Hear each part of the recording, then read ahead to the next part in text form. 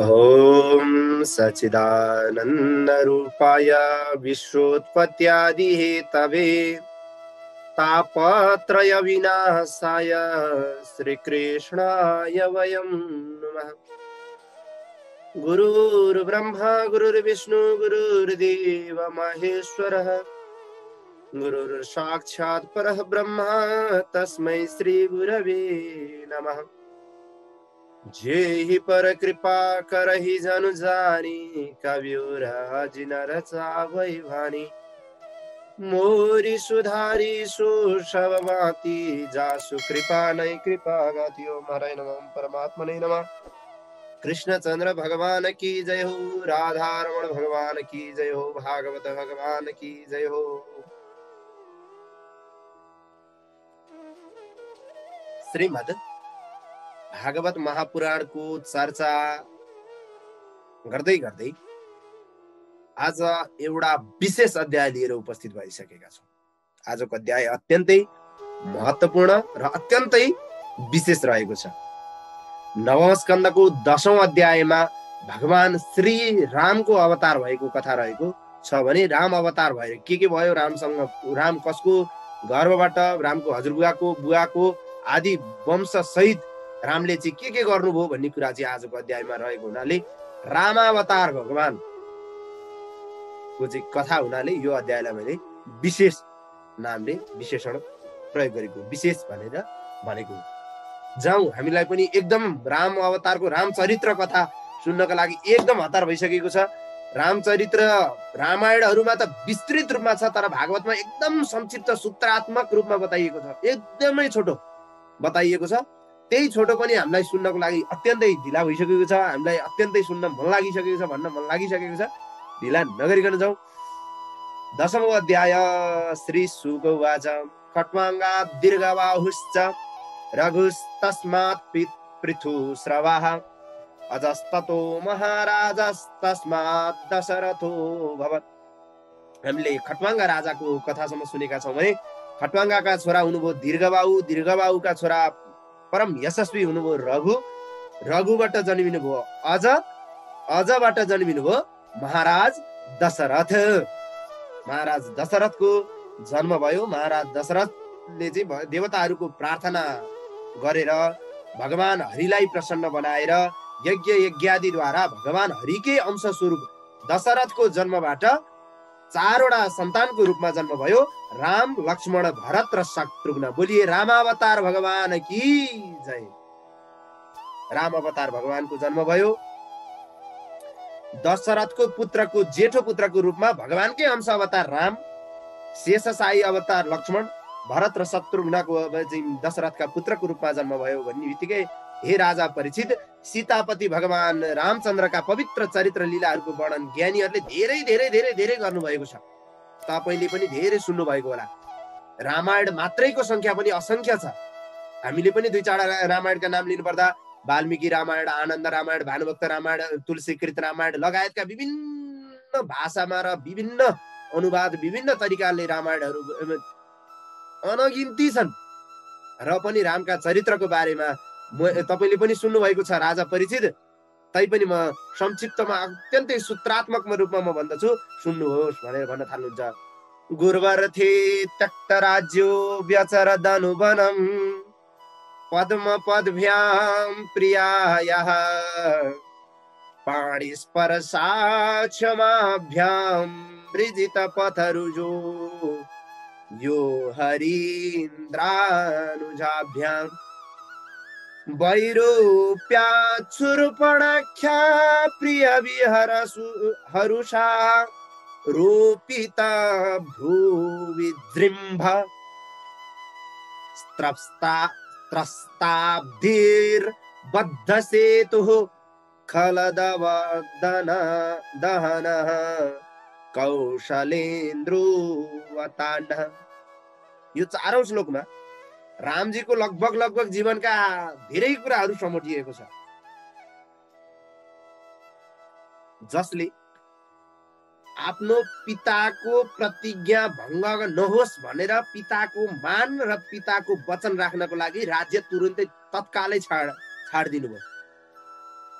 त्यस्ता भगवान जो आफ्नी पत्नी जो सीता थिइन्, सीताको अत्यन्तै कोमल हातको स्पर्श गर्दा पनि ओहो तिम्रो हात कति साह्रो भनेर चाहिँ तर्सिनुहुन्थ्यो रामजी। भनेको रामजीलाई त्यति, रामजीको शरीर त्यति कमलो थियो, त्यति कोमल थियो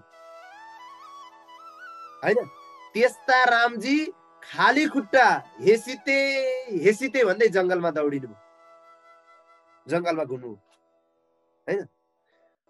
बाटोमा हिँड्दाको जुन थकाइ आदि छन्, त्यो थकाइ आदिलाई चाहिँ हनुमानजीले र लक्ष्मणजीको सेवाले हटाउनु भयो र आफैले शूर्पणखाको नाक काटेर विरूप बनाउनु भयो र पत्नी वियोग पनि आफैले सहनु पर्यो हैन। जब पत्नी वियोग भइसकेपछि पत्नी खोज्न जाने क्रममा समुद्रमा पुग्नु भएको थियो। समुद्रको प्रार्थना पूजा अर्चना गर्दा समुद्रले टेरेनन् वरुण देवताले। अनि भगवानले एकचोटि मात्रै कर्के नजर, आँखा रिसाएको जस्तो कर्के नजर गरेर के हेरिदिनु भएको थियो, वरुणजी क्षमा पाऊ प्रभु, समुद्रका मालिक आउनुभयो। प्रभु होइन हजुरले यसरी नहेर्नुहोस्, म त विनाश भइहाल्छु, मेरो त सकिहाल्छ भनेर वरुण आफै हात जोड्दै आउनु भएको थियो हैन। दुष्ट राक्षसहरूलाई नाश गर्नु भएको थियो।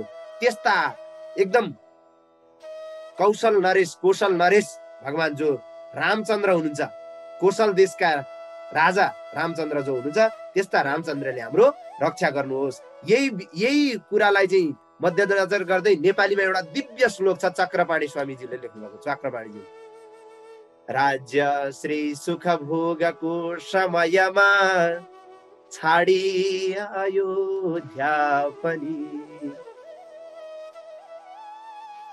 जाँदै जंगलमा रुँदै वही पनि कान्ता वियोगी बनी। पुरा रामायणको सार चाहिँ एकै ठाउँमा यो एउटै यति श्लोकमा नै घुसिएको छ। अझै बाँकी छ श्लोक। राज्य पाउँछु भन्दा पनि, राज्य भोलि तिम्रो राज्याभिषेक हुन्छ भन्दा पनि जस्तो भाव छ, भोलि राज्य चाहिँ तिम्रो अभिषेक नहुने हो, तिमी जंगल जानु पर्यो भन्दा पनि त्यस्तै अनुभव छ। कुनै पनि अनुहारमा विकार छैन। राज्य पाउँदा खुसी पनि छैन, राज्य छोड्दा दुखी पनि हुनुहुन्न। समान व्यवहार छ। हामीलाई सिकाउनु खोजेको शिक्षा हो। अब राज्यको सुख भोग गर्नुपर्ने बेला छोडेर चाहिँ कहाँ जानु पर्यो? अयोध्या छोडेर चाहिँ जंगल जानु पर्यो।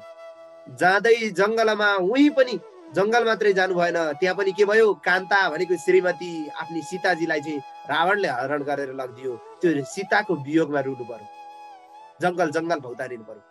यसो गरेर के भयो? लाखौं कष्ट सहेर सागर तरी श्री जानकी ल्याउनु। अनेक कष्ट गरेर, युद्ध गरेर, दुनिया गरेर, बल्ल तल्ल गरेर मरि भेटेर श्री जानकीजीलाई फर्काएर ल्याउनु भयो, रावण वध गरेर।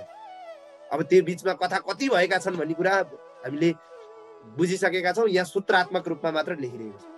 अनि फेरि ल्याउन त ल्याउनु भयो, ल्याएर के भयो? फेरि ल्याई फेरि जना पवाद भयले त्यागी वियोगी हुनु। फेरि जनताहरूले, लोकका मान्छेहरूले चाहिँ वचन लगाए, अर्काले लगेको श्रीमती फिर्ता ल्यायो रामेले भनेर चाहिँ भने। धोबी लगायतका कुरा मान्छेहरूले चाहिँ गाउन थाले, जनतालाई चाहिँ मन परेको रहेछ भनेर सीताजीलाई त्यागेर फेरि के हुनुभयो? वियोगी बनेर रहनुभयो। तर हरेक सीता त्यागेको दिनदेखि हरेक दिन राम चिन्तित हुनुहुन्थ्यो। हरेक दिन रामको मनमा चाहिँ के थियो? हा सीता सीता हुनु। राम पनि पत्नी व्रता हुनुहुन्थ्यो, सीता पनि पतिव्रता हुनुहुन्थ्यो। दुवैजनामा त्यस्तो प्रेम थियो। रामको शिक्षा, रामले गर्नुभएको सम्पूर्ण जीवन चाहिँ आफ्नो जीवनीमा उतारे हुन्छ। तर कृष्णको चाहिँ मिल्दैन। फेरि कृष्णको चाहिँ उपदेश मान्ने, रामको चाहिँ चरित्रलाई उतार्ने हो आफ्नो जिन्दगीमा। रामले गर्नुभएको हरेक लीला मनुष्यको लागि छ। मानव अवतार राम हो नि त, मनुष्य अवतार राम। अब फेरि के भयो? अब यस्ता भन्दै पनि रामायणले के सार दिन्छ त? रामायणको सार चाहिँ के हो त भन्दा, यस्ता आपद राममा पनि पर्यो प्रत्यक्ष नै देखियो। हेर्नुहोस्, राम भगवान स्वयं रामलाई त यस्ता आपद भोलि हुने राज्याभिषेक आज छोडेर जानु पर्यो, जङ्गलमा गएको सीता हरिनु पर्यो, लगायतका यस्ता आपद, ल्याएको सीता पनि फर्काएर पठाउनु पर्यो, छोरोको पत्तो छैन, केही पत्तो छैन, यस्ता आपद चाहिँ राममा त पर्यो भने देखियो भनेदेखि दुःखैको अखडा रहेछ बुझियो विश्वा र संसार यो। राम जस्ता भगवानलाई त दुःख पर्छ भने हामी मान्छेलाई त यो दुःखै दुःखको संसार हो। हामी दुःख पर्यो भने किन रुनु छ, किन चिन्ता गर्नु छ? चिन्ता छाडिदिनुहोस्। अब के गर्नु पर्यो त विद्वानजनले भन्दा, राखी धैर्य तथापि विज्ञ जनले थामी विपदमा मन। मनलाई चाहिँ अत्यन्तै कन्ट्रोल गरेर विपदमा चाहिँ आफ्नो मनलाई चाहिँ बसमा राखेर कुनै पनि दुःख नमानिकन अत्यन्तै धैर्यताका पूर्वक के गर्नु पर्यो? आनन्दी रहनु प्रमत्त नहुनु, यही भन्छ रामायण।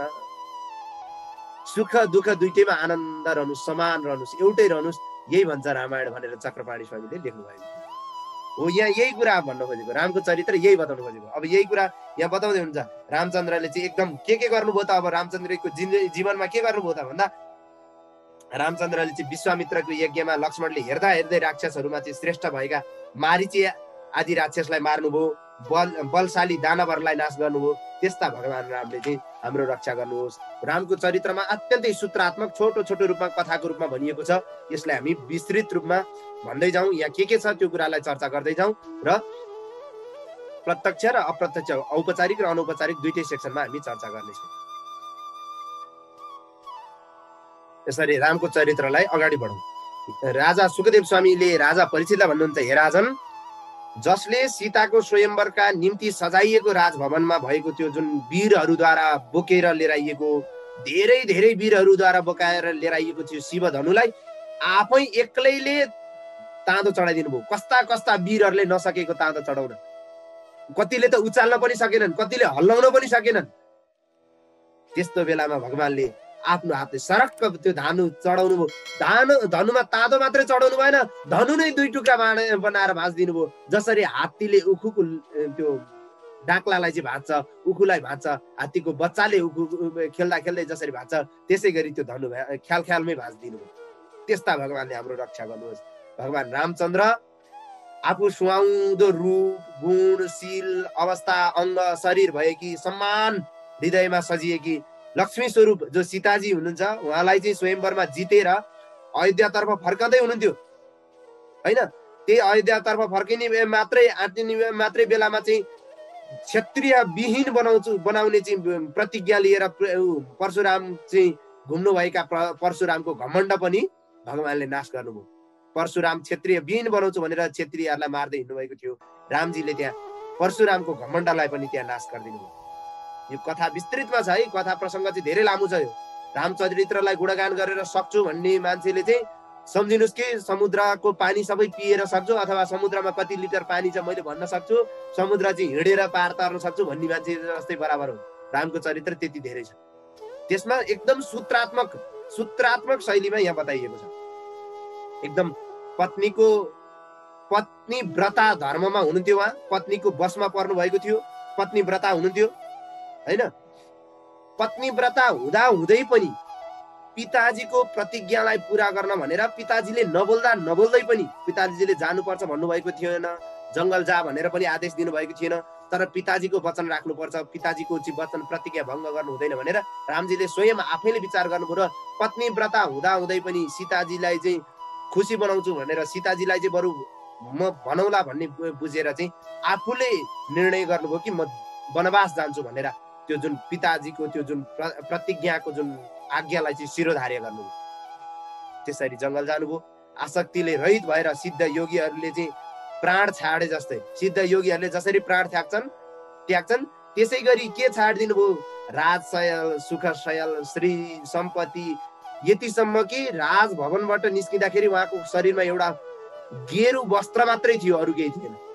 चाहनु भएको भए त रामचन्द्रले, तपाईँ हामी विचार गरौँ, रामचन्द्रले चाहिँ चाहनु भएको थियो भने राज्य चाहिँ नलिए पनि राजाबाट चाहिँ श्री सम्पत्ति टन्न लिएर गएर पनि जङ्गल बस्न सक्नुहुन्न थियो। रामलाई चाहिँ सुख शयलमा पुग्ने चाहिँ सम्पत्ति दिएर जङ्गल पठाइदिँदा पनि त हुन्थ्यो नि, हुँदैन थियो? तर लानु भएन। आफूले गेरु वस्त्र लाएर जानुभयो। एउटा दानु पनि केही बोकेर जानु भएन, एउटा तिलको गेडो पनि केही बोकेर जानु भएन राज्यबाट। त्यो त्याग हेर्नुहोस्। तर त्यति त्याग गर्दा पनि फेरि मनमा चाहिँ अलिकति पनि कुण्ठा छैन। मैले त्याग्नु पर्यो, मैले छोड्नु पर्यो, मैले यस्तो भयो, मेरो ऊ भयो, अलिकति पनि छैन। हसिलो मुहार लाउँदै प्रजाहरूसँग जय जयकार गर्दै प्रजाहरूलाई नमस्कार गर्दै निस्किनु भएको छ। सबैको आशीर्वाद लिँदै निस्किनु भएको छ। एक रति पनि छैन हैन। त्यसरी छाडिदिनु भयो। अयोध्या नगरीलाई समेत चटक्कै छाडेर पत्नी र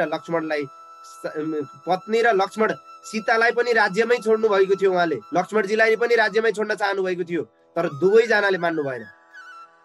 सीताजीले यहाँ कथा छ, अब विस्तृत कथामा छिर्न थाल्यो भने रामजीको कथा कति कति मैले अघि नै भनिसकेँ। राम नाम अनन्त, राम कथा त अनन्त, कति छ अनन्त छ। सीताजीलाई चाहिँ तिमी राज्यमै बस, तिमी राजघराने कि छोरी, तिमी जंगलमा बस्न सक्दैनौ, बाघ भालु आउँछ दुनियाँ भनेर सम्झाउँदाखेरि सीताजीले मान्नु भएन। तपाईँ बिना त मेरो सास पनि चल्दैन, तपाईँ बिना म यहाँ कसरी रहन सक्छु, तपाईँ उहाँ म यहाँ कसरी रहन सक्छु, तपाईँको जो गति मेरो त्यही गति भनेर पतिव्रता धर्म भनेको यो हो क्या। त्यही भएर रामजीले पनि त सीताजीको लागि चाहिँ गर्नुहुन्छ, पत्नीव्रता धर्म पालन गर्नुभएको छ। लक्ष्मणजीलाई त्यस्तै भन्नुहुन्छ, जंगल जाने वनवास जाने चाहिँ प्रतिज्ञा चाहिँ पिताजीले चाहिँ जेठो छोरो राज्य पाउनेवाला मलाई मेरो लागि चाहिँ माग्नु भएको हो सौतेनी आमाले। रामको चाहिँ वनवास भन्नुभएको छ, लक्ष्मणको वनवास भन्नुभएको छैन। तिमी भरतको सेवा गरेर यहीँ बस भन्दा प्रभु तपाईँ बिना त मेरो सास पनि चल्दैन, म तपाईँसँगै जान्छु भनेर आफ्नी पत्नी उर्मिलालाई छोडेर आफू एक्लै जानु। लक्ष्मणकी पत्नी उर्मिला घरमै छोडेर जानुभयो, राजभवनमै छोडेर जानुभएको। एक्लै बिहा भइसकेको थियो लक्ष्मणजीको। श्रीमती छोडेर 14 वर्षसम्म जंगलमा बस्नुभएको लक्ष्मणजी। त्यसरी जानुभएको दाइको सेवा गर्न। दाजुभाइको प्रेम त्यस्तो हुन्छ। यहाँ त्यही कुरा बताइएको। रामजीले एकदम दुष्ट मती भएकी रावणकी बहिनी जो शूर्पणखाको नाक काटेर के गरिदिनु भयो, विरूप बनाइदिनु भयो। अनि शूर्पणखाको त्यो विरूप भएपछि उसका दाजुभाइहरू चाहिँ एकदम कहिले पनि जित्न नसकिने धनु लिएर, दुर्लङ्ग धनु लिएर चाहिँ आएका थिए। खर, त्रिशी र दूषण आदि गरेका 14,000 दाजुभाइहरू आएका थिए, सेनाहरू आएका थिए। तर सबैलाई वनमा सफाचट पारिदिनु भयो, सबैसँग विजय प्राप्त गर्ने। त्यति गरेर पनि कष्टपूर्वक वनमा बस्नु भएको थियो। सीताको रूप गुण सौन्दर्यले चाहिँ कामासक्त बनेको रावण, त्यो सीताको रूपहरूले चाहिँ एकदम बनेको रावण चाहिँ सौन्दर्यको चाहिँ गुणगान सुनेर चाहिँ कानमा सुनेर चाहिँ त्यस्तै सीतालाई मैले नल्याइ भएन भनेर उसले अनेक जाल झेल गरेर मारिचको आश्चर्य लाग्दो मृग रूप, सुनको मृग, हेर्नुहोस् त, सुनको मृगमा यो भनेको के हो भने दैव लागिसकेपछि कसैको के लाग्दैन। रामलाई थाहा थिएन र सुनको मृग हुँदैन भन्ने कुरा, लक्ष्मणलाई थाहा थिएन र सुनको मृग हुन्न भन्ने कुरा, सीताजीलाई थाहा थिएन र सुनको मृग हुन्न भन्ने कुरा, तर पनि सुनकै मृगमा मन गरेर किन अड्कियो? हुनु छ नि त, दैव लागिसकेपछि कसैको के लाग्दैन। सीताजी आज यस्तो हट गर्न थाल्नुभयो कि मलाई त्यो चाहिन्छ चाहिन्छ चाहिन्छ भनेर जंगलमा सुनको राज्य छोडेकी सीता पनि सुनकै मृगमा गएर किन अड्किनु पर्यो? यति सानो सुनको मृगमा गएर किन मन अड्कियो? सुनको राज्य त्यस्तो अयोध्या चाहिँ छोडेर आएकी सीता, हेर्नुहोस् त, पतिको नाममा चाहिँ राज्य, श्री सम्पत्ति, सुख शैल सारा छोडेर आएको सीता सुनकै मृगको यति मृगमा देखिएको सुनमा चाहिँ किन लोभिएकी सीता? यहाँ धन ठुलो होइन क्या। यहाँ हेर्नुहोस् त कस्तो आश्चर्य लाग्दो घटना छ। थाहा भएर पनि विपत्ति काले, आपत्ति लागिसकेपछि के लाग्छ? असम्भवम के भनिन्छ नीतिमा? असम्भवम हेम मृगस्य जन्म तथापि रामो लुलुभे मृगाय। असम्भव छ मृगको जन्म, सुनको मृगको जन्म त असम्भव छ भन्ने कुरा रामलाई पनि थाहा छ, सीतालाई पनि थाहा छ, लक्ष्मणजीलाई पनि थाहा छ। तथापि रामो लुलुभे मृगाय, तै पनि सीताजी त्यसमा लोभिनु भयो, रामजी त्यसको पछाडि लाग्नुभयो, लक्ष्मणजीले त्यहाँ केही बोल्न सक्नु भएन, केही गर्न सक्नु भएन। त्यहाँमाथि लक्ष्मणजी त रामको अगाडि केही बोल्नै सक्नुहुन्न थियो। सीताजीको त पाउभन्दा मास्तिर कहिले हेर्नुहुन्न थियो रामजी, के अरे लक्ष्मणजीले सीताजीको पाउबाट मास्तिर कहिले पनि हेर्नुहुन्न थियो। त्यस्तो थियो भाउजूको दृष्टि, माता आमा समान भन्नुहुन्न। यो कथा प्रसङ्ग त्यस्तो छ। तै पनि एउटा सुनको मृगमा लोभिसकेपछि, दैव लागिसकेपछि, बुद्धि भ्रष्ट भइसकेपछि प्राय समापन्न विपत्ति काले आपत्तिको काल आइसकेपछि बुद्धि कस्ता कस्ताको राम जस्ताको त बुद्धिले काम गरेन भने हामी सामान्य मान्छेको कहाँ काम गर्छ? आपत आइसकेपछि, आपत विपद परिसकेपछि सामान्य कहाँ काम गर्छ? हो त्यो आपत्ति जे गरेको आपत विपदको त्यो जुन उसले चाहिँ बुद्धि भ्रष्ट गरेको। यसरी के अरे रामले चाहिँ एकदम के अरे वीरभद्रले दक्षलाई मारे जस्तै गरी मृग रूपी त्यो मारिचलाई मारेर त ल्याउनु भयो, तर यता मारिच मारेर घर ल्याइसक्नुभन्दा पहिल्यै सीताजीलाई दुष्ट रावणले चाहिँ के गरेर लिएर गयो, बुवासोले भेडाहरूलाई चाहिँ घेरेर त्यो मारे जस्तै विदेह राजकन्या ती सीतालाई चाहिँ रावणले अपहरण गरेर लिएर गयो। पत्नी वियोगमा चाहिँ प्रियाको चाहिँ वियोगमा दुःखी हुनुभएका राम चाहिँ लोकका सबै स्त्रीहरू गरेर घर गृहस्थी स्त्रीहरूलाई चाहिँ जङ्गलमा भेटिने रुख पात पतिङ्गरलाई सोध्दै हिँड्नुहुन्छ, ए मेरी सीतालाई देख्नुभयो, ए मेरी सीतालाई देख्नुभयो? त्यो तपाईँ स्त्री देख्दा पनि कोही स्त्रीमा पनि यिनी चाहिँ मेरी सीता हुन सक्छन् कि यिनले पो मेरी सीतालाई देखेकी छिन् कि भनेर झुकिनुहुन्थ्यो। सबैलाई सोध्दै हुनुहुन्थ्यो, रुँदै रुँदै हिँड्नुहुन्थ्यो जङ्गलमा। काँडाले घोस्थे, कति घोस्थ्यो, खाली पाउ जङ्गलमा हेसिते गरेर पतिव्रता पत्नीव्रता, सीता पतिव्रता, राम पत्नीव्रता, यहाँ त्यसरी खोजेर हिँड्नुभएको थियो। त्यो बेलामा रामलाई चाहिँ अब सीता नभएको बेलामा भनेर कति सुन्दरी आयो होलान् पछाडि लाग्न रामका पछाडि। राम विश्व सुन्दर हुनुहुन्थ्यो, सीता विश्व सुन्दरी हुनुहुन्थ्यो। सीताको सौन्दर्यतामा चाहिँ सुनेर मात्रै रावणले सीतालाई हरण गरेको थियो। सुनेको भरमा सीता यस्ती छिन् भनेर सुनेको मात्रै थियो, उसले देखेको थिएन जिन्दगीमा हैन।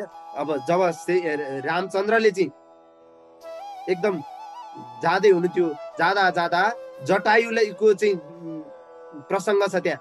जटायुले चाहिँ सीताजीलाई बचाउन अनेक प्रयत्न गर्छन्, सक्दैनन्। ती आफ्नो कर्मद्वारा कर्म बन्धनमा परेका जटायुको चाहिँ आफैले पुत्रवध दाह संस्कार कर्म गर्नुहुन्छ। आफ्नो पिताको दाह संस्कार जसरी गर्नुपर्ने जटायुको दाह संस्कार त्यसै गरी भगवानले विधिपूर्वक गर्नुहुन्छ यहाँ सीताजीलाई बचाउन गएका जटायुको हैन। अनि कबन्दासुर अनि बाली वानरराज आदि चाहिँ मारिसकेपछि वानरराज सुग्रीवसँग मित्रता गर्नुहुन्छ। बाटोमा जाँदै गर्दा कंकड ती बाजा के भन्छ चुराहरू ऊहरू सीताजीले चाहिँ खसालिदिनु भएको त्यो भेट्दाखेरि राम चाहिँ उठाउनुहुन्छ, हेर त लक्ष्मण यो सीताको हो भन्दाखेरि प्रभु अरू त मैले चिनिन, तर पाउजुमा लगाएको जुन भाउजूले लगाउनु भएको खुट्टाको पाउजु चाहिँ म भले भाँति चिन्छु, किनभने मैले माता आमाको सीता भाउजूको पाउ सधैँ दर्शन गरेको छु, यो पाउजु चाहिँ भाउजूकै हो, अरू चाहिँ म भन्न सक्दिनँ। यसरी कन्फर्म गर्छ। हेर्नुहोस्, अरू हातका बाजु बन्द कानका नाकका कहाँ म चिन्दिनँ, तर मैले हरेक दिन भाउजूको पाउ दर्शन गर्ने हुनाले मैले यो पाउजु चाहिँ के गरेको छु, चिनेको छु, यो पाउजु चाहिँ भाउजूकै हो। यसरी हेर्दै जानुहुन्छ। यसरी गर्दै जाँदा एकदम वानर सेनाद्वारा सीताको खबर प्राप्त हुन्छ। हनुमानजीले गएर पत्ता लगाएर आउनुहुन्छ। ब्रह्मा शङ्कर आदि देवताले पूजित हुनुभएका भगवान रामचन्द्रले चाहिँ वानर सेनाका साथमा समुद्रमा पुग्नुहुन्छ। समुद्रमा अनेक पूजा अर्चना गरेर भगवानले चाहिँ ती समुद्रका देवतालाई खुसी पार्न खोज्नुहुन्छ, तर खुसी नभइसके पछाडि टेढो हेराइले रिसले एकदम टेढो नजरले मात्रै समुद्रका ती देवतालाई प्रकट गरिदिनुहुन्छ। भइसकेपछि ती समुद्रका ती वरुण आएर जलका देवता आएर भगवानको शरणमा पर्दै समुद्र चाहिँ शरीर धारण गरेर जलका देवता आएर चाहिँ हात जोड्दै भन्छन्, न त्वाम वयम जडधियो नुविदाम भूमन् कूटस्थमादि पुरुष जगतामधीशम्।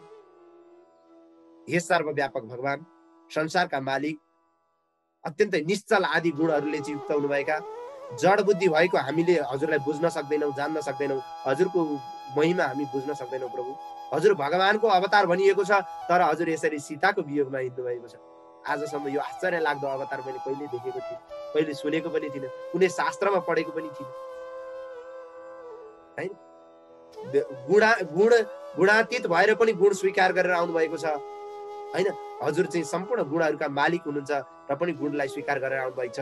हे वीर, इच्छा अनुसार मलाई चाहिँ हजुरले म माथि चाहिँ अब म माथि चाहिँ टेकेर म माथि चाहिँ पुल राखेर चाहिँ हजुर पार तर्नुहोस्।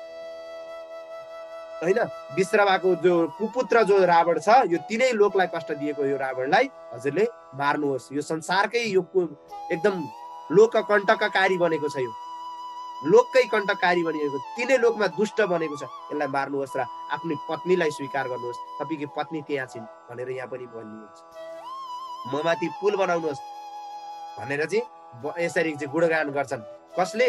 समुद्रले स्वरूप लिएर, वरुण देवताले, जलका देवताले यसरी गरिसके पछाडि रावणले पनि ढुङ्गामा अनेक राम नामको चिन्ह लेखिएको ढुङ्गाद्वारा पत्थरलाई राखेर बानरहरूको साथमा लागेर अनि ती वृक्षहरू ढुङ्गाहरूले चाहिँ पुल बाँध्नुहुन्छ, पुल बनाउनुहुन्छ। अहिले पनि समुद्रमा चाहिँ त्यस्ता ढुङ्गाहरू भेटिएका छन् जसमा राम नाम लेखिएर उत्रिएका छन् ढुङ्गा। ढुङ्गा भनेको जहिले पनि पानीमा डुब्ने चिज हो, तर जस्तो सुकै ढुङ्गा होस्, पानीमा उत्रिने ढुङ्गा थाहा छैन, तर राम नाम लेखेर राखिएका सारा ढुङ्गाहरू उत्रिएका छन्, अहिले पनि भेटिएका छन् ती समुद्रमा चाहिँ, होइन। यसरी चाहिँ पुल बाँध्नुभयो। अनि सुग्रीव, नील, हनुमान आदि वीरहरूले सहित भएर चाहिँ पुलद्वारा, हनुमानद्वारा पहिले नै लङ्का जलाइएको थियो। त्यो लङ्कामा चाहिँ विभीषणको सहायताले, हेर्नुहोस्, रावणको भाइ विभीषणको सहायताले, विभीषणको सल्लाह अनुसार कसरी प्रवेश गर्ने, कुन दिन प्रवेश गर्ने, कति बजे प्रवेश गर्ने भनेर चाहिँ साहित्य अनुसार त्यहाँ लङ्कामा प्रवेश गर्नुभयो। त्यहाँ लङ्कामा प्रवेश गरेर वानर राजका सेनाहरूले बिहारास्त्र, अण्ड भण्डार, खजाना गृह, दरबार, ढोका, चोक, सभा भवन, पंक्षी गृह सहित सारा लङ्कालाई घेरिसकेर अनि वानर राजको साथमा लागेर लङ्कालाई चाहिँ ध्वस्त पारिदिनु भयो। लङ्का ध्वस्त भयो। अनि रावणले चाहिँ एकदम निकुम्भ, कुम्भ, धुम्राक्ष, दुर्मुख, सुरान्तक, नरान्तक, प्रहस्त, विकम्पन आदि आफ्ना सारा अनुचरहरू, पुत्र मेघनाथ, रावणको पुत्रको नाम मेघनाथ, भाइ कुम्भकर्णलाई सहित युद्ध गर्न पठायो। तर रावणको सेना तरबार, त्रिशूल, धनु, रिष्टि, शक्ति, बाण, भाला, खड्ग आदि लिएर जाँदा पनि रामसँग सबैले परास्त नै भोग्नु पर्यो। अब यी राक्षस सेनामाथि भगवानले रामको तर्फबाट को हुनुहुन्थ्यो त भन्दा सुग्रीव, लक्ष्मण, हनुमान अनि गन्धमान, नील अनि अङ्गद, ऋक्ष, पनस आदि गरेका वीरहरूले चाहिँ रावण सेनामाथि, राक्षस सेनामाथि चाहिँ आक्रमण गरेर घमासान युद्ध भयो। त्यही घमासान युद्धको वर्णन छ। रामका सेनापतिहरूले हात्ती, घोडा, रथ, पैदल योद्धाहरूको साथमा अघि बढेको ती राक्षस सेनाहरूलाई त सफा चढ पारेर राक्षसको त्यो सेनाहरूलाई चाहिँ सारालाई सफा चढ पारिदिए, सबैमाथि विजय प्राप्त गरे। पछि भगवानले सीतालाई हरण गर्ने उद्देश्यले चाहिँ एकदम आएको, सीतालाई हरण गरेर ल्याएको त्यो राक्षस राज रावणको सेनालाई चाहिँ मार्न थालेको देखेर रामले पनि अब विचार गर्नुभयो, अब रावणलाई अब मार्ने बेला आयो भनेर विचार गरेर एकदम रावणसँग चाहिँ त्यहाँ रावण र रामको घमासान युद्ध हुन्छ। त्यहाँ एउटाले चाहिँ बाण हान्ने, एउटाले भाला हान्ने, एउटाले तिखा तिखा बाणहरूको प्रहार गर्ने, यसरी दुई पक्ष घमासान रावण र रामको युद्ध हुन्छ। भगवान श्री रामले रावणलाई भन्नुभयो, हे दुष्ट राक्षस, तैँले आफ्नो हाम्रो चाहिँ अनुपस्थितिमा, तैँले चाहिँ म नभएको बेलामा, लक्ष्मण नभएको बेलामा तैँले चाहिँ एउटा अबला नारीलाई चाहिँ कुकुरले चाहिँ एकदम त्यो के भन्छ, कुकुरले चाहिँ मान्छे देखेन भने मासु टिपेर भागे जस्तो तैँले चाहिँ सीतालाई चाहिँ टिपेर आएको छस्, अपहरण गरेको छस्। अझ लाज पचाउने, अझ वीर सम्झिन्छस् आफूले आफूलाई। एउटी अबला नारीलाई हरण गरेर आफूले आफूलाई चाहिँ खुब पुरुषार्थी, अत्यन्तै बलशाली सम्झिन्छस्, होइन? तैँहरू काल भनेको मै हो। आज तैँले काललाई देख्छस्, तेरो कुकर्मको फल अब पाउँछस्। शक्तिस् भने तैँले मेरो अगाडि, लक्ष्मणको अगाडि सीतालाई हरण गरेर देखाउनु पर्थ्यो, त वीर थिइस् भने त्यति बेलै त काएर होस्, काएर त कुकुर जस्तो होस्, मासु लुटेर भाग्ने कुकुर जस्तो होस्। तैँले मेरी प्रियालाई हरण गरेर लिएर आएको छस्, त्यसको फल अब तैँले भोग्छस्, बुझिस् भनेर रामले के भन्नुभयो, चेतावनी दिनुभयो, टङ्कार गरिदिनु भयो, धनुषको टङ्कार बजाइदिनु भयो। यसरी हप्काउँदै श्री रामले धनुमा बाण चढाएर रावणमाथि प्रहार गर्नुभयो। त्यस बाणले चाहिँ वज्र जस्तो छाती भएको रावणको छाती फुट्यो। ऊ पछि आफ्ना 10 मुखबाट चाहिँ रगत छाडेर ऊ चाहिँ चिच्याइरहँदै उसको चाहिँ देहान्त भयो र उसले भगवत भक्तिलाई के अरे त्यो रामको हातबाट, रामको सम्मुखमा प्राणान्त गरेको भएर उसबाट चाहिँ आफ्नो लोकमा पुग्यो। त्यसपछि हजारौं राक्षसीहरू मन्दोदरीका साथमा चाहिँ लङ्काबाट निस्केर रुँदै रुँदै रणभूमिमा आए। उनीहरू त्यहाँ रुन थाले।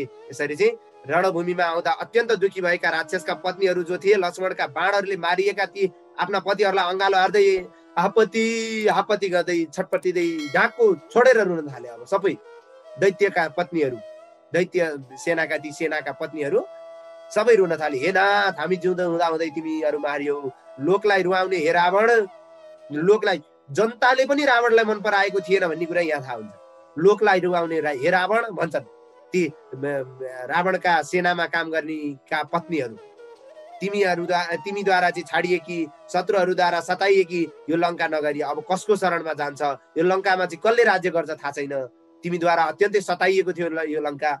हे महाभाग, कामको बसमा परेर तिमीले सीताको प्रभावलाई बुझेनौ, सीता को हो भन्ने कुरा चिनेनौ, कामको बसमा पर्यौ अनि उनलाई अपहरण गर्यौ। सीतालाई चिनेनौ तिमीले। सीताले चाहिँ एकचोटि आँखा झिम्काएको भए पनि तिम्रो विनाश हुन्थ्यो, यो कुरा निश्चित थियो। तर तिमीले सीतालाई चिनेनौ, भुलवश आज तिम्रो यो गति हुन पुग्यो। मन्दोदरीका साथमा सारा ती सेनाका सेनाहरूमा जो थिए उनका पत्नीहरू रुँदै विलाप गर्दै भन्छन्, हे राक्षस कुललाई चाहिँ आनन्दित पार्ने राक्षस कुलका चाहिँ हे रावण, तिमीले चाहिँ लङ्का नगरी हाम्रो राक्षसीहरूलाई चाहिँ विधवा बनायो। राक्षसी जति हामी सबैलाई विधवा बनायो। आफ्नो शक्तिशाली शरीरलाई पनि गिद्धहरूका आहारा बनायो। अनि के भयो? जीवात्मालाई चाहिँ नरकको चाहिँ अधिकारी बनायो। तिमी चाहिँ अब मरेर नरक गयौ या स्वर्ग गयौ?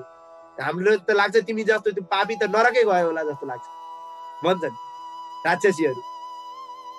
यहाँ हुँदा पनि सबै गिद्धको आहारा मात्रै भयो तिम्रो शरीर भनेर यसरी भनिसकेपछि सुखदेव स्वामी राजा परीक्षितलाई भन्नुहुन्छ, हे परीक्षित, यसरी भगवान रामचन्द्रको आज्ञाले विभीषणले पितृयज्ञको विधिपूर्वक निर्देश अनुसार चाहिँ युद्धबाट मारिएका आफन्तहरूको अन्त्येष्टि कर्म गर्नुभयो। विभीषणले यति गरिसकेपछि रामचन्द्रले चाहिँ अशोक वाटिकाको आश्रममा शिशुको फेदमा बस्नुभएकी, अत्यन्तै दुब्ली हुनुभएकी, पति वियोगले चाहिँ दुःखी हुनुभएकी, पीडित हुनुभएकी, अब त्यो भनौँ न कति समय पति वियोग हुनुभएको थियो, केही खानुभएको थिएन, के थियो कसो थियो, अत्यन्तै दुब्ली हुनुभएकी, अत्यन्तै ती सीतालाई देख्नुभयो। अशोक वाटिकाको त्यो शिशुको रूपमा बस्नुभएकी, शिशुको फेदमा बस्नुभएकी सीतालाई देख्नुभयो। राम भगवानले आफूलाई देखेर प्रसन्न हुनुभएकी प्यारी प्राण प्यारी ती पत्नी सीताको चाहिँ दिनहीन अवस्थालाई हेरेर प्रेम गर्दै करुणाले चाहिँ गदगद हुनुभयो। त्यहाँ रुवाबासी चलो, अब भनौँ न पति पत्नी बिचको चाहिँ प्रेम भयो त्यहाँ। अत्यन्तै अब त्यहाँ के भन्छ, हर्षका आँसुहरू बग्न थाले। सबैले जय जयकार गर्न थाले। रामले विभीषणलाई सम्पूर्ण राक्षसहरूको स्वामित्व यानि कि अब त्यहाँको लङ्काको राजा बनाउनु भयो। आफूले लङ्काको राज्य गर्नु भएन। हेर्नुहोस्, जितेर पनि सुनै सुनको लङ्का यहाँ पनि बस्नु भएन। हेर्नुहोस्, फेरि आश्चर्य लाग्दो कुरो छ, सुनको मृगमा लट्ठिनु भएका राम, सुनको मृगमा लट्ठिएकी सीता सुनैको लङ्का पाउँदा पनि बस्नु भएन फेरि अझै।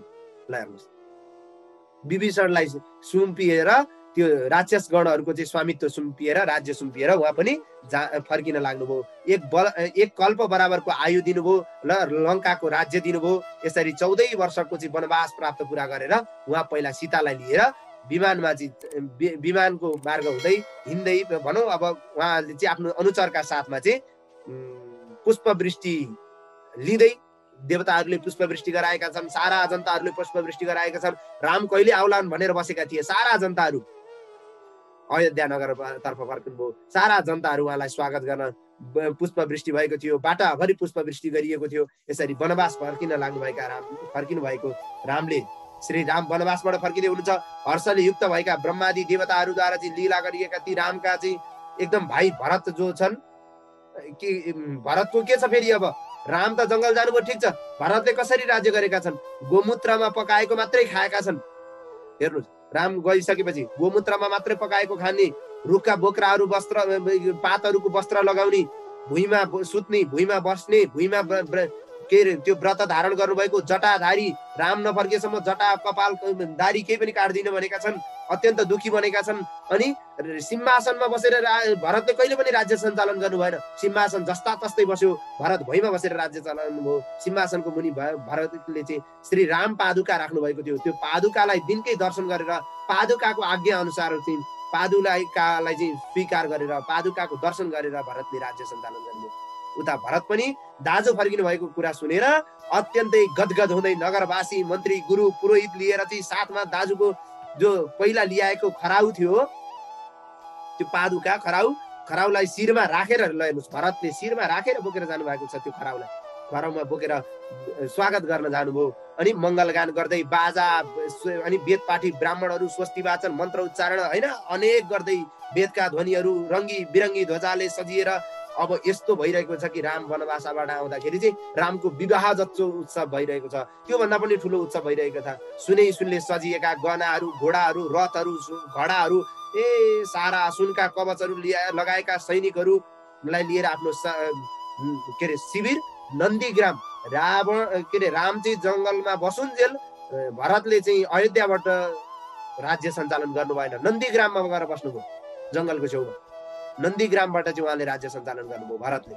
यसरी नन्दीग्रामबाट चाहिँ उहाँ पनि रामको स्वागतको लागि जानुभयो। नगरका साहु महाजन राम्रा राम्रा मान्छेहरू ती अत्यन्तै शोभनीय अब अप्सरा जस्ता देखिने स्त्रीहरू, पुरुषहरू, सेवकहरू विभिन्न किसिमका ठुला उत्कृष्ट सामग्रीहरू लिएर यात्रामा सामेल भए। कोही के छन् बजाउने वाद्यवादन सहित हर्षोल्लास भएको छ। रामचन्द्रको अगाडि भरत पुग्ने बित्तिकै तुरुन्तै प्रेमले गदगद भएर हर्षका आँसु बगाउँदै रामको चरणमा पर्नुभयो। दाजु भन्दै चरणमा पर्नुभयो र खराउ दिनुभयो। श्री रामलाई चाहिँ खराउ उहाँकै अगाडि राखिदिनु भयो अनि आफू चाहिँ हर्षका आँसु बगाउँदै दुवै हात जोडेर चाहिँ सामुन्ने उभिनुभयो। रामचन्द्रले पनि दुवै हात जोडेर बस्नुभएका ती भरत आफ्ना भाइलाई देखेर धेरै वर्षसम्म नदेखेका ती भरतलाई देखेर अङ्गालो हालेर अनि त्यहाँ हर्षका आँसु त्यहाँ गदगद बग्न थाले। अब दाजुभाइको प्रेमको त्यहाँ वर्षा हुन थाल्यो। त्यसपछि भरत र सीताका साथमा श्री रामले त्यहाँ उपस्थित सम्पूर्ण ब्राह्मण पूज्यहरूलाई चाहिँ नमस्कार गर्नुभयो, पूजन गर्नुभयो, प्रजाहरूलाई प्रणाम गर्नुभयो, खुसी बनाउनु भयो। उत्तर कौशल देशका चाहिँ सम्पूर्ण प्रजाहरूले धेरै समयपछि राजालाई चाहिँ देखेर हर्षोल्लासका साथ राम राज्य होस् भन्ने चाहँदै वस्त्रहरू हल्लाउँदै पुष्पवृष्टि गर्दै खुसीले नाचगान गर्दै भरतले पनि भगवानका के भन्छ खराउलाई बोक्नुभयो। भरतले पनि भगवानलाई चाहिँ स्वागत गर्नुभयो। सुग्रीवले शहीद भएर विभीषणले चामर हल्लाउनु भएको छ। लङ्काको राजा आज स्वयं भगवानको चामर हल्लाइरहेका छन्। यहाँ पनि आश्चर्य लाग्दो कुरो छ ल, हेर्नुहोस् भगवान रामचन्द्रको लङ्कामा राज्य दिएर आएको लङ्काका राजा चमर हल्लाउँदै पङ्खा हल्लाउँदै आइरहेका छन्। पवन पुत्र हनुमानले चाहिँ श्री रामलाई चाहिँ सेतो छाता ओढाउनु भएको छ। राजा परीक्षित त्यस पछाडि शत्रुघ्नले धनु बाण बोकेर चाहिँ रक्षा गर्नको लागि तयारी हुनुभएको छ। सीताजीले तीर्थजलले सुवर्णमय कलश कमण्डलु धारण गर्नुभएको छ। तीर्थजलहरू जङ्गलका जडीबुटीहरूले सँगालेर ल्याउनु भएको छ। त्यस्तै अङ्गदहरूले चाहिँ तरबार जाम्बवानले चाहिँ ढालाहरू बोकेर भगवानलाई चाहिँ सुरक्षा दिइरहेका छन्।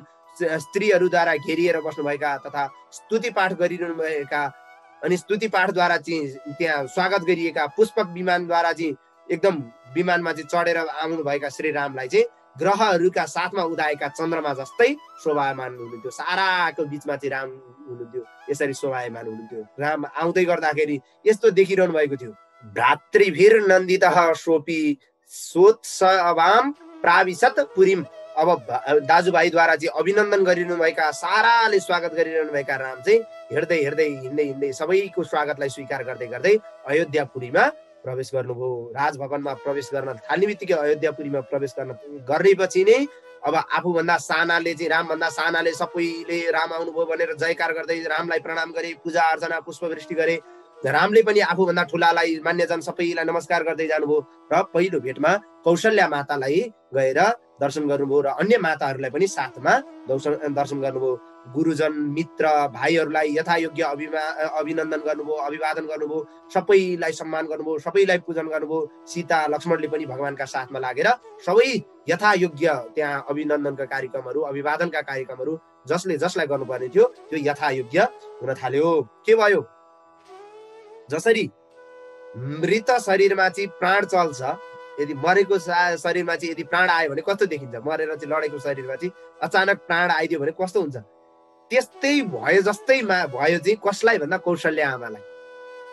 कौशल्या आमालाई चाहिँ छोरा अयोध्या चाहिँ फर्किँदाखेरि, जङ्गलबाट छोरा फर्किँदाखेरि प्राण आयो जस्तो भयो, उहाँलाई मरेको शरीरमा प्राण आएको जस्तो लाग्यो। र अन्य माताहरूले पनि राम लक्ष्मण आदि सारा पुत्र 3-4जना पुत्रहरूलाई बुहारीहरूलाई साथमा राखेर आँखाबाट आँसु बगाउँदै हर्षका आँसुहरूले पुत्रहरूलाई अभिषेकै गरिदिनु भयो। हर्षका आँसु भन्नुको मतलब के भयो भने त्यो हर्षका आँसुहरू त्यति बगे कि त्यहाँ पुत्रहरूको साथमा सारा रुवावासी चलो हर्षका रुवावासी राम कौशल्याको मिलन राम कैकेयीको मिलन, यसरी चाहिँ माताहरू सुमित्राको मिलन, राम सुमित्राको मिलन, यसरी तीनजना माताहरूसँग सबैसँग मेलमिलापको कार्यक्रम भयो गुरु वशिष्ठले। अनि त्यति भइसके पछाडि शोक त्याग्नुभयो, सबैले शोकहरूलाई त्यागिदिनु भयो।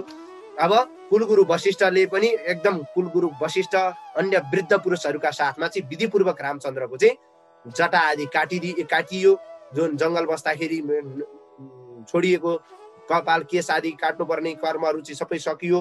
र अनि बृहस्पतिले इन्द्रको अभिषेक गरिएको जस्तै गरेर एकदम 4 समुद्रको जल, जङ्गलका जडीबुटीहरूले सहित भरेर मङ्गल वस्तुद्वारा चाहिँ अत्यन्तै माङ्गलिक वस्तुहरूद्वारा वेद पाठ आदि सारा वाद्यवादन माङ्गलिक पदार्थहरूद्वारा चाहिँ रामको राज्याभिषेक भयो र जय जयकार आदि पुष्पवृष्टि आदि पूजा अर्चना आदि कार्यक्रमहरू त्यहाँ भव्य साथ सम्पन्न भयो। यस्ता प्रकार अभिषेक भइसकेपछि भगवान रामले पनि अत्यन्तै सुन्दर वस्त्र आभूषणहरू धारण गर्नुभयो, राजा बन्नुभयो। अब राजकीय वस्त्रहरू बल्ल पहिरिनुभयो, जङ्गल जाउन्जेल केवल सादा वस्त्रमा मात्रै उहाँ हुनुहुन्थ्यो।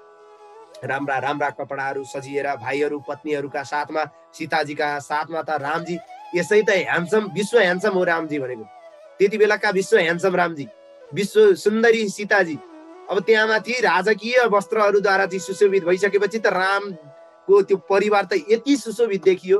सीताजी, लक्ष्मणजी, भरत, शत्रुघ्न आदिको साथमा लक्ष्मणजीको पत्नी पनि हुनुहुन्छ, भरतजीको पत्नी पनि हुन्छ, अनि शत्रुघ्नका पत्नी पनि हुन्छ, साराका पत्नीहरूका साथमा चाहिँ रहनु भएको छ। भरतले चरणमा पुगेर चाहिँ अनुरोध गरेपछि भन्नुभयो रामले चाहिँ, भरतले चाहिँ चरणमा, प्रभु हजुर जुन दिन यो छोडेर जानुभयो, हजुरले जुन दिन जानुभयो भरत साथमा हुनुहुन्न थियो है। राम जङ्गल जाने बेलामा भरत घरमा हुनुहुन्न थियो, यो कुरा पनि ध्यान दिनु होला, काम लाग्छ कहिलेकाहीँ। जुन दिन हजुरले यो राज्य छोडेर जानुभएको थियो त्यो दिनदेखि यो सिंहासन जस्ता तस्तै छ, हजुरले यहाँ बस्नुपर्छ, अरूलाई बस्ने अधिकार छैन, हजुरकै हो, हजुरले यो स्वीकार गर्नुभयो भने चाहिँ बल्ल मात्रै रामले गएर त्यो चाहिँ राज सिंहासनमा बस्नुभएको छ, सिंहासनमा बल्ल मात्रै बस्नुभएको छ। भरतजीले चाहिँ भनिसकेपछि, त्यति भनिसकेपछि होइन, त्यसपछि उहाँले चाहिँ आफ्नो आफ्नो कर्ममा लागेका वर्ण अनुसार अब सारा प्रजाहरूलाई चाहिँ पालन गर्नुभयो, आफ्नो आफ्नो कर्म अनुसारको रोजगारी आदिको व्यवस्था भयो। राम राज्य कुरा छोडिदिनुहोस्, रामको राज्य यस्तो थियो कुनै प्रजा पनि अलिकति पनि खिन्न थिएन, सबैलाई योग्यता अनुसारको शिक्षा दीक्षा कर्म सारा कुराको व्यवस्था गरिएको थियो। रामले प्रजाहरूलाई चाहिँ छोराको समान राज्य चलाउनु भयो, छोराहरू पाले जस्तो पाल्नुभयो। आफ्नो छोरालाई मान्छेहरूले कसरी पाल्छन् त्यसै गरी चाहिँ पाल्नुभयो, एउटा पिताको कर्तव्य अनुसार पाल्नुभयो। भने प्रजाहरूले नि रामलाई के भन्नुहुन्थ्यो, आफ्नो पिता बुवा सम्मान गर्नुहुन्थ्यो, बुढादेखि बच्चासम्म सबैले, सम्पूर्ण प्राणीहरूलाई चाहिँ सुख प्रदान गर्ने धर्मज्ञ श्री राम राजा बन्नुभएको त्यो समय त्रेता युग भए तापनि सत्य युग जस्तो थियो। हुन त राम को राज्य भएको त्रेता युगमा हो, तर पनि सत्य युग जस्तो भएको थियो। हे राजा परीक्षित, राम राज्यमा वन, नदी, पहाड, वर्षा, द्वीप, समुद्र समेत सबै वस्तुहरू प्रजाका चाहना अनुसार पूरा गरिदिनेवाला थिए। समयमा वर्षा हुन्थ्यो, उचित समयमा वर्षा हुन्थ्यो, वर्षा धेरै पनि हुँदैन थियो, अनावृष्टि पनि हुँदैन थियो, अतिवृष्टि पनि हुँदैन थियो, खण्डवृष्टि पनि हुँदैन थियो, नदीहरू सधैँ स्वच्छ कलकल कलकल बग्थे। रामको त्यस्तो राज्य थियो, प्रजाहरू सारा खुसी थिए, कुनै पनि कुरामा दुःख थिएन। श्री राम राजा भएपछि प्रजाहरूलाई कुनै पनि मानसिक, शारीरिक अथवा कुनै पनि रोग, बुढ्यौली, दुर्बलता आदि केही पनि थिएन। भनेको मतलब त्यति स्वच्छ सफा, त्यति आनन्ददायी राज्य बनेको थियो। मान्छेलाई टेन्सन भएपछि त हो नि रोग लाग्ने नि, डिप्रेसनमा जान्छ मान्छे टेन्सन भएपछि। अब रामको राज्यमा कुनै टेन्सनै छैन, प्रजाहरूलाई कुनै दुःखै छैन भनेदेखि अब मान्छेलाई रोग पनि लाग्दैन। सरसफाइ त्यति छ भने चाहिँ रोग लाग्दैन, रोग त कम लाग्ने पनि। अब मान्छे चाहिँ यही कुरालाई खण्डन गर्दै रामको राज्यमा चाहिँ बुढ्यौली पनि लाग्दैन, रोग पनि नलाग्ने, त्यस्तो राज्य हुन्छ भन्छ, किन हुँदैन? राज्य चाहिँ सफा गरेर हेर त, पुरै राज्य चाहिँ स्वच्छ, संसारकै सबैभन्दा स्वच्छ राज्य स्थापना गरेर हेर, त्यस्तै प्रकारको प्रजाहरूलाई सुख दिने राजा खोजेर हेर, राजा गरेर हेर, प्रजाहरूलाई चाहिँ कुनै दुःख नहुने, प्रजाहरू योग्यता अनुसारको रोजगार पाउने, कोही भ्रष्टाचारी छैन, कोही दुराचारी छैन, कोही अन्याय गर्नेवाला छैन, कोही कसैलाई ठग्नेवाला छैन, कोही बलात्कारी छैन, कोही केही छैन। अनि किन हुँदैन राम राज्यमा चाहिँ सुख? किन हुँदैन आनन्द? किन लाग्छ रोग? कसैलाई टेन्सन नभए चाहिँ किन लाग्छ रोग? रोग भनेको त शरीरले उत्पन्न गर्ने चिज न हो। शरीरमा हामीले टेन्सन, अहिले टाउको दुखो भनेर आधी घन्टा टाउको दुखो भनेर चाहिँ नदुखेको टाउको समातेर बस्नुहोस्, आधी घन्टापछि आफै टाउको दुख्छ। रोग भनेको आफै उत्पन्न हुने चिज हो, कसैले ल्याएर चाहिँ खनाइदिने होइन। व्याधिग्रस्तम कलेवरम भन्छ, रोगै रोगले भरिएको शरीर छ भनेदेखि हो राम राज्य त्यस्तो थियो। यहाँ कसैले पनि न दुःख पाए, न बुढ्यौली भयो, न दुर्बलता भयो, न कुनै कष्ट भयो, न कुनै शोक भयो, न कुनै डर भयो। यहाँका राजा, यहाँ राज्यमा बस्ने ती प्रजाहरूलाई मृत्युको पनि डर थिएन भनेपछि कति शिक्षित थिए होला उनीहरू, कति ज्ञानी थिए होला, विचार गर्नुहोस्। अनि किन हुँदैन राम राज्य? राजा पनि त्यस्तै प्रजा पनि त्यस्तै भएपछि राम राज्य हुँदैन? यसरी राजर्षिको राजा भएर पनि ऋषिको जस्तो चरित्र भएको राजर्षि, हेर्नुहोस्, ऋषिको जस्तो त्यागी चरित्र हुनुभएका राम, यस्तो चरित्र हुनुभएका राम, एक पत्नी व्रतधर। हेर्नुहोस्, राम फेरि रामले एक पत्नी व्रतधर, रामलाई चाहिँ पत्नीको वियोगमा मात्रै होइन, पत्नी स्वयंमा हुँदा पनि 2टा 3टा 4टा पत्नीको अफर नआएको होइन। विश्व सुन्दर राममा किन अफर आउँदैन थियो? अहिलेका केही न काम अनुहार नपरेकाहरूले त 4-5 जोडी लिएर आउँछन्। राम जस्ता भगवानलाई के को पछाडि लाग्दैन थिए? तर रामले कहिले पनि पत्नी जुन पत्नी व्रत धर्मबाट कहिले पनि टाढा हुनु भएन। शूर्पणखाको नाक त्यतिकै काटे होइन रामले। सीता भए पनि के भयो त, म सीताको सौता बन्न पनि तयार छु भनेर आएकी थिइन् शूर्पणखा। रामले नाकै काटेर पठाइदिनु। हेर्नुहोस्, उहाँले कहिले पनि आफ्नी पत्नीमाथि कुनै पनि प्रकारको एक रति पनि गर्नुभएको छैन, होइन? एक पत्नी व्रतधारा भनिन्छ रामलाई। यसरी भगवान रामले गृहस्थले गर्नुपर्ने सम्पूर्ण धर्म सिकाउँदै, प्रजाहरूलाई सिकाउँदै आफू पनि गर्नुहुन्थ्यो। प्रजाहरूलाई चाहिँ यस्तो गर मात्रै भन्ने होइन, आफू पनि गर्नुहुन्थ्यो। गृहस्थी धर्मको, राज्य धर्मको, सारा धर्मको पालन गर्नुभएको थियो। प्रजाहरू त्यति नै खुसी थिए। भगवानको भावनालाई बुझे कि विनम्रताले झुकेकी ती पतिव्रता सीताले पनि प्रेम, सेवा, शुश्रूषाद्वारा, शील, स्वभाव, बुद्धि, लज्जा आदिद्वारा उत्तम गुणहरूले पति रामको पनि सेवा गर्नुभएको थियो। रामको पनि मन जित्नु भएको थियो। सीता र रामको प्रेम यस्तो थियो। राम र सीताको प्रेम, आहा, कति दिव्य वर्णन थियो। प्रजामा त्यतिकै प्रेम, भाइहरूमा त्यतिकै प्रेम, बुहारीहरूमा त्यतिकै प्रेम, आमाहरूमा त्यतिकै प्रेम, पत्नीमा त्यतिकै प्रेम, पतिमा त्यतिकै प्रेम। यहाँ एक अर्कामा प्रेम नहुने सीता रामको मात्रै होइन, भरत लक्ष्मणमा पनि प्रेम थियो। भरत र उर्मिला, सीता र उर्मिलामा नि त्यतिकै प्रेम थियो। शर्मिलामा पनि त्यतिकै प्रेम थियो। सबैमा त्यतिकै प्रेम थियो। सबै दिदीबहिनीहरूमा कसैमा पनि जेठानी अनि देउरानी त्यो कुनै पनि भाव थिएन। दाजु भाइ, ठुलो सानो कुनै पनि भावै हुँदैन थियो। सबै एक अर्कामा चाहिँ यति धेरै प्रेम थियो। प्रेम नगरी भन्दा हुन्छ के दोस्रो, अयोध्यालाई चाहिँ प्रेमको नगरी थियो त्यो। सबैतिर प्रेमै प्रेम भइसकेपछि, सबैतिर आनन्दै आनन्द भइसकेपछि अब के को कमी हुन्छ त्यो ठाउँमा? सबैले सबैलाई मन पराएपछि केही कमी हुन्छ? हुँदैन। यसरी रामको चरित्र अत्यन्तै सूक्ष्म र अत्यन्तै संक्षिप्त, सूक्ष्म चरित्र, अत्यन्त बृहत चरित्र छ, तर अत्यन्तै सूत्रात्मक रूपमा, छोटो रूपमा गरिएको यो रामचरित्रको कथा। इति श्रीमद् भागवते महापुराणे पारमहंस्यां संहितायां नवम स्कन्धे रामचरिते दशमोध्याय, रामको चरित्रको 10औं अध्यायसम्म गरिएको यो चरित्र र रामको अलिकति अरू अन्य लीलाहरू पनि 11 अध्यायमा लिनेछौँ, हामी पढ्नेछौँ। रामकै चरित्र अर्को अध्यायमा पनि पर्नेछ भन्दै रामचरित्रमा गरिएको यो छोटो मिठो, अत्यन्तै छोटो रामको चरित्र सम्झिने, स्मरणको मात्रैको चरित्र यो कथा गर्न त हामी के जान्दछौँ र के बुझ्दछौँ र, तर पनि रामको चरित्रलाई अलिकति गुणगान गर्दाखेरि हाम्रो बुद्धि पनि सप्रेला कि हाम्रो पनि केही ज्ञान होला कि भन्ने हिसाबले गरिएको यो चर्चालाई पूज्य गुरुवरका चरण कमलमा र भागवत भगवानका चरण कमलमा साथै रामजीका चरण कमलमा विश्राम गरौँ। ओम अस्तु।